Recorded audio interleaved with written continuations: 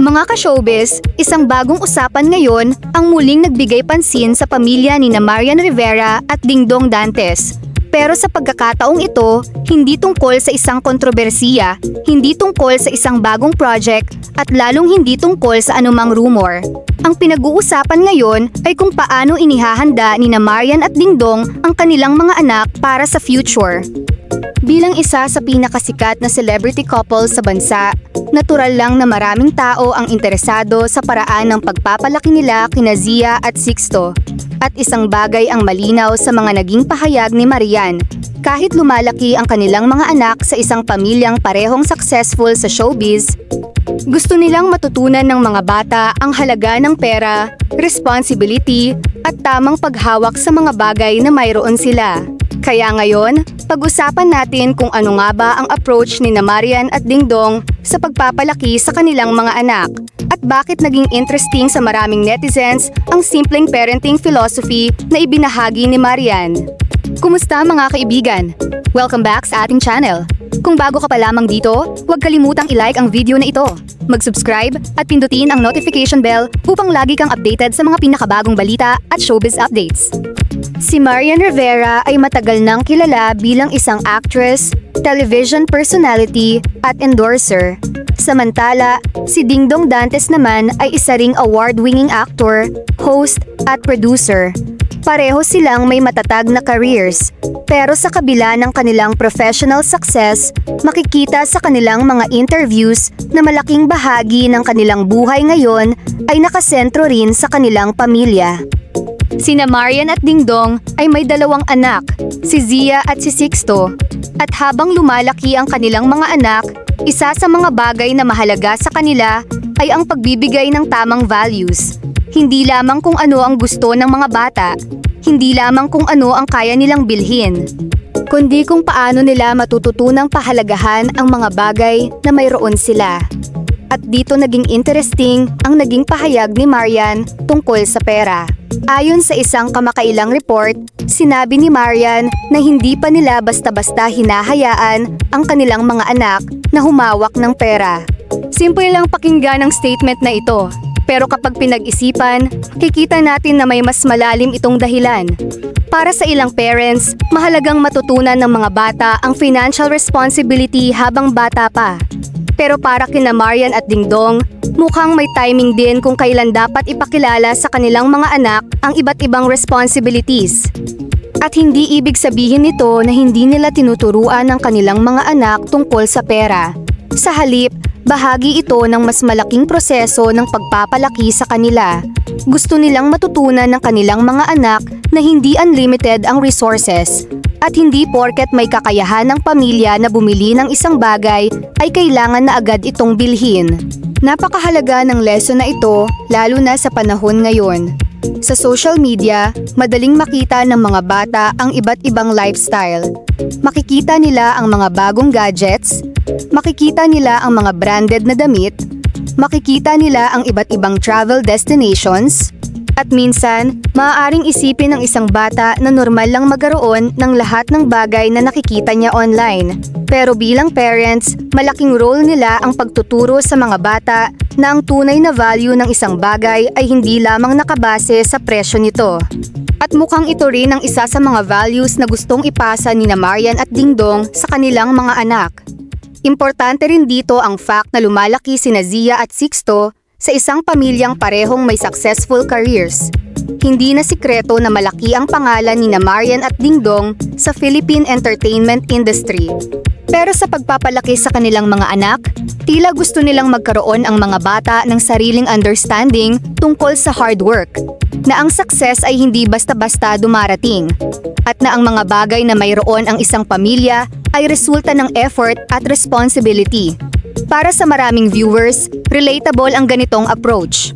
Dahil kahit ordinaryong pamilya man o celebrity family, pareho pa rin ang challenge ng mga magulang kung paano tuturuan ang kanilang mga anak na maging responsible adults balang araw. At habang lumalaki sina Zia at Sixto, unti-unti rin silang magkakaroon ng mas maraming responsibilities, school, friends, personal decisions, at eventually, financial decisions. Kaya mahalagang maihanda sila habang maaga. Hindi naman nangangahulugan na kailangan agad nilang matutunan ang lahat. Ang mahalaga ay magkaroon sila ng foundation. At bilang parents, mukhang iyon ang sinusubukan ni Marian at Dingdong na ibigay. Isa pa sa interesting sa kanilang parenting approach ay ang pagiging involved nila bilang parents. Sa kabila ng busy schedules, makikita sa kanilang public appearances at interviews kung gaano kahalaga sa kanila ang family time. At hindi rin maiiwasang mapansin kung gaano kasaya ang kanilang mga anak kapag magkakasama sila. Si Zia na panganay ay unti-unti nang nagkakaroon ng sariling personality at interests. At si Sixto naman ay lumalaki rin sa harap ng public attention. Pero dahil parehong kilalang celebrities ang kanilang parents, may isa pang challenge ang pamilya. Ito ay ang privacy. Kapag sikat ang parents, natural na maraming tao ang interesado sa kanilang mga anak. Pero bilang parents, kailangan din nilang magkaroon ng boundaries. At makikita na maingat sina Marian at Dingdong sa kung ano ang ibinabahagi nila tungkol sa kanilang family life. Hindi lahat ng detalye ng kanilang buhay ay kailangan makita online. At marahil, bahagi rin ito ng paghahanda nila sa kanilang mga anak. Dahil habang lumalaki ang mga bata, kailangan nilang matutunan na may mga bagay na personal at hindi kailangang ibahagi sa publiko. Balikan naman natin ang tungkol sa financial lessons. Bakit nga ba naging interesting para sa mga tao ang sinabi ni Marian tungkol sa hindi pa pagpapahawak ng pera sa kanilang mga anak? Dahil ipinapakita nito na kahit may financial capability ang parents, hindi ibig sabihin na kailangan agad ipasa sa mga anak ang lahat ng privileges. May difference ang pagkakaroon ng access sa pera at ang pagkakaroon ng financial discipline. At ito ang maaaring maging mahalagang lesson para sa mga bata. Halimbawa, kapag gusto ng isang bata ng bagong laruan, maaaring isipin niya na kailangan lang niyang sabihin sa parents niya at makukuha niya ito. Pero habang lumalaki siya, kailangan niyang maintindihan na may choices at priorities. May mga bagay na kailangan, may mga bagay na gusto lamang. At may mga pagkakataong kailangan munang maghintay. Ang ganitong mindset ay maaaring makatulong sa isang bata habang lumalaki. At hindi lang ito tungkol sa pera. Tungkol din ito sa patience, discipline, gratitude, at responsibility. At marahil, ito ang dahilan kung bakit naging interesting sa public ang parenting philosophy ni Marian. Dahil kahit celebrity siya, ang concern niya bilang isang ina ay pareho pa rin sa concern ng maraming parents. Gusto niyang lumaki ang kanyang mga anak na may magandang values. Gusto niyang matutong maging independent ang kanyang mga anak at gusto rin niyang magkaroon sila ng sariling understanding sa mundo. Samantala, si Dingdong Dantes naman ay kilala rin sa pagiging family-oriented. Sa iba't ibang pagkakataon, naging vocal din siya tungkol sa importance ng family at pagiging present bilang ama. Kaya kung pagsasamahin ang approach ni Marian at Dingdong, makikita na hindi lamang material things ang focus nila. Mas mahalaga ang values, mas mahalaga ang character. At mas mahalaga kung paano haharapin ng kanilang mga anak ang buhay kapag sila na mismo ang gumagawa ng sariling decisions. At dito rin pumapasok ang isang malaking tanong. Paano ba dapat palakihin ang mga batang ipinanganak sa isang successful family? Kailangan ba silang bigyan ng lahat? O kailangan ba silang turuang maghintay at magtrabaho para sa kanilang mga gusto? Walang iisang perfect answer para sa lahat ng pamilya. Pero ang approach ni Marian at Dingdong ay nagpapakita na gusto nilang bigyan ang kanilang mga anak ng balance.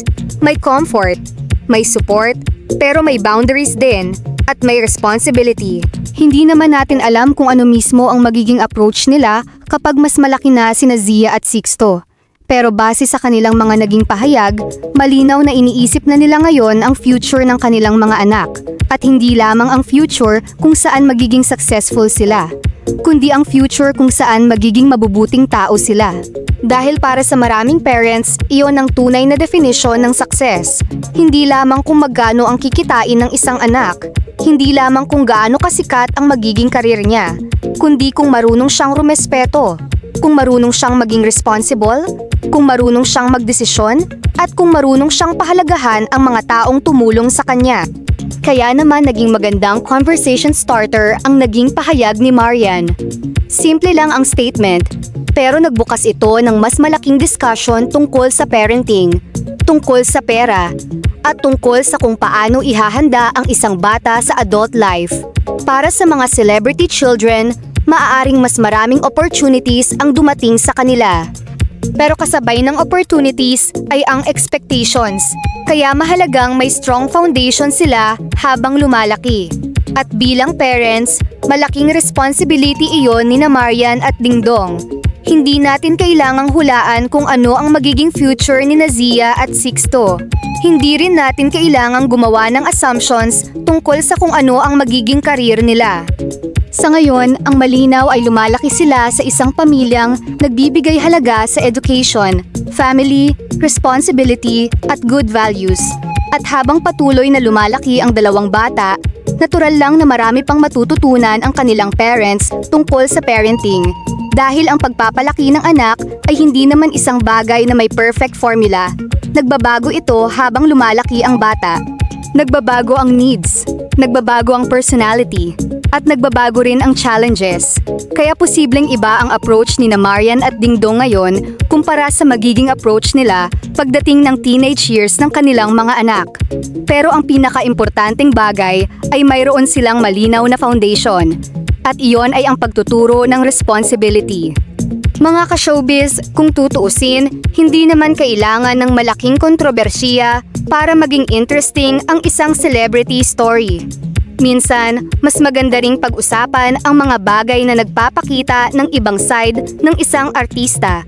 At sa pagkakataong ito, nakita natin ang side ni Marian Rivera bilang isang ina, hindi lamang bilang actress, hindi lamang bilang celebrity, kundi bilang isang parent na iniisip ang future ng kanyang mga anak.